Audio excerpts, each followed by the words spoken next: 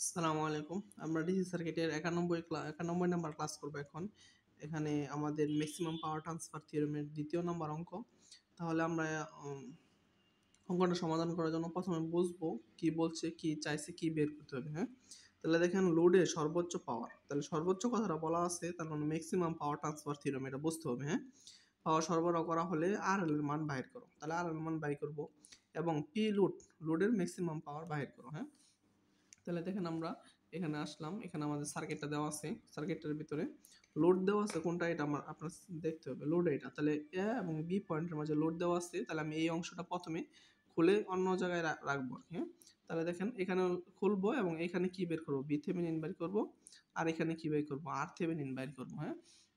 তাহলে দেখেন না আর থেভেনিন বের করার জন্য হচ্ছে এই লোডটা রেজিস্টারটা খুললাম, আর কি ছিল আমাদের এখানে ওই যে ভোল্টেজ সোর্স ছিল তখন শর্ট করে দিছি, আর এখানে ভোল্টেজ সোর্স ছিল শর্ট করে দিছি, আর এখানে কারেন্ট সোর্স ছিল ওপেন করে দিছি, হ্যাঁ? ভোল্টেজ সোর্স হলো শর্ট, কারেন্ট সোর্স হলো ওপেন। তাহলে দেখেন, তাহলে আমি লোড রেজিস্টার, তাহলে মনে করেন এখানে একটা সোর্স পাবেন, এ পয়েন্ট থেকে একটা কারেন্ট বের হইতেছে, হ্যাঁ? এই পয়েন্ট থেকে একটা ভাগ এইদিকে যাচ্ছে, একটা ভাগ এইদিকে যাচ্ছে, একটা ভাগ হয়ে এদিকে আসছে, আবার একটা ভাগ এদিকে গিয়ে এইখানে আসছে। তার মানে কি এই দুইটা পথ কি প্যারালাল না? তাহলে এটা দেন সিরিজ, এই দুইটা কি সিরিজ। 3 আর 2 কত, 3 আর 5 কত 8, তাহলে 8 লিখলাম, প্যারালাল আছে কত 2। তাহলে আমি একটু সুন্দর করে আঁকাইছি আর কি, 5 3 8। এ পয়েন্ট থেকে বি পয়েন্টে দেন গেছে, এ পয়েন্ট থেকে বি পয়েন্টে গেছে 8, আবার এ পয়েন্ট থেকে বি পয়েন্টে আসছে কত 2। এই জন্য এ পয়েন্ট থেকে দিচ্ছে 8, বি পয়েন্টে আবার এ পয়েন্ট থেকে 2। আপনি এখান থেকেও বের করতে পারেন, না বুঝলে এটা দেখবেন, সমস্যা নেই। আমি বি পয়েন্ট আবার একটু সুন্দর করে টানছি এখানে, একই কথা আর কি, হ্যাঁ? তাহলে 8 প্যারালাল 2, তাহলে আমার এটা হচ্ছে কি, তাহলে 8 প্যারালাল 2 করলে 1.6 ওহম আর থেভেনিনের মান আসে, হ্যাঁ? এখন আমরা বি থেভেনিন বের করব। বি থেভেনিনের জন্য টোটাল আবার সার্কিটটা আমি আবার দেখাইছি এখানে, যেন ওই সার্কিটের সাথে সমস্যা না হয়। তাহলে দেখেন বি থেভেনিনের জন্য আমি এখানে কি করব, লোড রেজিস্টারটা খুলছি, খুলে দেখেন এখানে বি থেভেনিন লিখছি, আর এখানে কত 20 ভোল্ট দেওয়া ছিল, এখানে 10 ভোল্ট দেওয়া ছিল, এখানে 6 অ্যাম্পিয়ার দেওয়া ছিল। আমি এটা সুপার পজিশন ব্যবহার করে আমি প্রথমে কোন দিকে লুপ নিব, হ্যাঁ? আমি এখানে কোন দিক দিয়ে বি থেভেনিনের জন্য লুপ নিব এটা আমি সিলেক্ট করব। আমি সিলেক্ট করলাম এই সাইডে নিব আর কি, এই দিক দিয়ে নিব, হ্যাঁ? তাহলে আমার 2 ওহম রেজিস্ট্যান্সের জন্য কারেন্ট লাগবে। তাহলে এটার উপর দিয়ে 20 ভোল্টের জন্য একটা কারেন্ট যাবে, 10 ভোল্টের জন্য একটা কারেন্ট যাবে, 6 অ্যাম্পিয়ারের জন্য একটা কারেন্ট যাবে, হ্যাঁ? তাহলে প্রথমে আমি 20 ভোল্টেজটা অ্যাক্টিভ করলাম, 20 ভোল্ট অ্যাক্টিভ করলে সার্কিটটা আঁকাইলাম। আমি এখন অন্য কিছু আঁকাবো না, জাস্ট করে সার্কিটটা দেখেন। এখানে যে সার্কিটটা ছিল, বিথেভেলিন লাস্টে গিয়ে আবার যখন বিথেভেলিন ভোল্ট লুপটা নেব তখন আবার এখানে আসবো। এর আগে এখন এইটুকু আমার দরকার নেই। এখন উদ্দেশ্য হলো আমার 2 ওহম রেজিস্ট্যান্সের কারেন্ট বের করা। তাহলে এইটুকু আপনিও না, যেহেতু ওপেন একটু বাদ দেন, অসুবিধা নেই। পরবর্তীতে আমরা এটা আবার এখানে এই সার্কিটে চলে আসবো। তাহলে দেখেন 20 ভোল্টেজ অ্যাক্টিভ করছে 3 ওহম, আর এখানে 2, আর এটা শর্ট, এটা ওপেন, হ্যাঁ? তাহলে সার্কিটটা কি হয়ে গেছে, সিরিজ সার্কিট হয়ে গেছে। সিরিজ সার্কিটে কারেন্ট কি, টোটাল ভোল্টেজ বা টোটাল রেজিস্ট্যান্স। তাহলে টোটাল ভোল্টেজ কত 20, টোটাল রেজিস্ট্যান্স কত 3 2 5, 5 আর 7 কত 12। তাহলে 20 ভাগ 12, 12 দিছি, সরি 3 2 5, 5 5 10, হ্যাঁ? 20 ভাগ 10, তাহলে 2 এম্পিয়ার কারেন্ট। তাহলে 2 এম্পিয়ার কারেন্ট কোন দিকে যাচ্ছে দেখেন, এই দিকে যাইতেছে, হ্যাঁ? তাহলে আমি তীর চিহ্নটা এই দিকে দিছি। আবার যখন 10 ভোল্ট অ্যাক্টিভ, 10 ভোল্ট কোথায় ছিল আমাদের, এই 10 ভোল্ট এখানে ছিল, হ্যাঁ? 10 ভোল্ট যখন আপনি অ্যাক্টিভ করছেন, তাহলে দেখেন 10 ভোল্ট আমি অ্যাক্টিভ করলাম, অ্যাক্টিভ করলে এখানে ছিল কি ভোল্টেজ সোর্স, আর এই পাশে একটা কারেন্ট সোর্স ছিল, এটা ওপেন করে দিয়েছি, সোর্সটা শর্ট করে দিয়েছি। তাহলে এখানে একটা সিরিজ সার্কিট, হ্যাঁ? তাহলে 10 ভাগ মধ্যবর্তী রেজিস্ট্যান্স কত, এখানে ছিল আমার কত 2, হ্যাঁ? তাহলে 2, এখানে 2 দিবেন। তাহলে এখানে সিরিজ সার্কিট, তো 10 ভাগ মোট রেজিস্ট্যান্স কত 10, তাহলে 1 অ্যাম্পিয়ার কারেন্ট যাচ্ছে। তাহলে 1 অ্যাম্পিয়ার কারেন্ট দেখেন এটাও কোন দিকে, এদিক দিয়ে আইসা এদিকে যাচ্ছে, হ্যাঁ? 1 অ্যাম্পিয়ার কারেন্ট। তাহলে আমি এটার তীর চিহ্নটা কোন দিকে দিলাম দেখেন, এই যে I2 প্রাইম, টোটাল ভোল্টেজ 10 ভাগ টোটাল রেজিস্ট্যান্স 10, তাহলে 1 অ্যাম্পিয়ার। এই অ্যাম্পিয়ার কারেন্টটা এইদিকে যাচ্ছে, এই দেখেন এইদিকে যাচ্ছে, হ্যাঁ?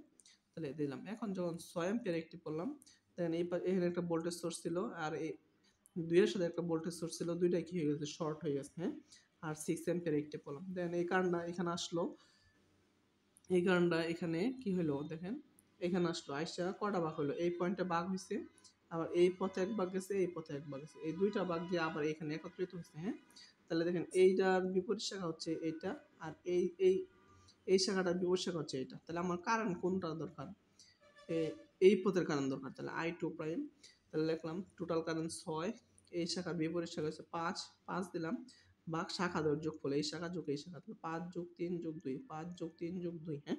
তাহলে আমি হিসাব করে দিলাম 3 অ্যাম্পিয়ার কারেন্ট। দেন এই কারেন্টটা কোন দিকে যাচ্ছে? এই দিকে যাচ্ছে। এইখানে এই রেজিস্টরের দিকে তাকাবেন, এদিকে তাকাবেন না, এদিকে তাকালে এটার দিকে তাকালে মনে হবে এদিকে যাচ্ছে।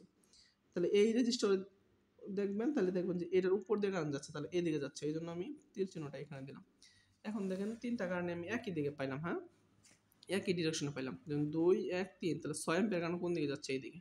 তাহলে আমি মেইন সার্কিটে আবার চলে আসছি। দেখেন 2 ওহম রেজিস্টর, যেহেতু মেইন কারেন্টটা এইদিকে যাচ্ছে, এই দেখেন 2 রেজিস্টর কারেন্ট এইদিকে যাচ্ছে, তীর চিহ্ন দেওয়া আছে। আমরা জানি কারেন্ট যেদিক দিয়ে ঢুকে এটা প্লাস, যেদিক দিয়ে বের হয় এটা মাইনাস, আর এটা তো প্লাস মাইনাস দেওয়া আছে সোর্সে। তাহলে আমি একটা লুপ নিই আর কি, হ্যাঁ। ধরুন লুপটা আমি এখান থেকে শুরু করলাম, এখান থেকে শুরু করে এইদিকে আসতেছি। তাহলে প্রথম চিহ্ন কি পাইলেন? মাইনাস। দ্বিতীয় চিহ্ন কি পাইলেন? প্লাস। তাহলে দেখেন দ্বিতীয় চিহ্নটা নিলাম আমরা প্লাস, হ্যাঁ। তাহলে দ্বিতীয় চিহ্ন নিচ্ছেন মনে রাখেন, তাহলে এই যে প্রথম চিহ্ন কি প্লাস, দ্বিতীয় চিহ্ন মাইনাস, এই যে দ্বিতীয় চিহ্ন মাইনাস দিলাম, আর 2 ওহম রেজিস্ট্যান্স আর কারেন্টের মান আছে কত? 6, এটা পরে বসাবো আর কি, হ্যাঁ। প্রথম চিহ্ন কি? এখন আসেন, এটা প্রথম চিহ্ন মাইনাস, দ্বিতীয় চিহ্ন প্লাস, দ্বিতীয় চিহ্ন কত? Plus 10 volt. তাহলে আমাদের লুপটা কি হইলো? শেষ হইলো না?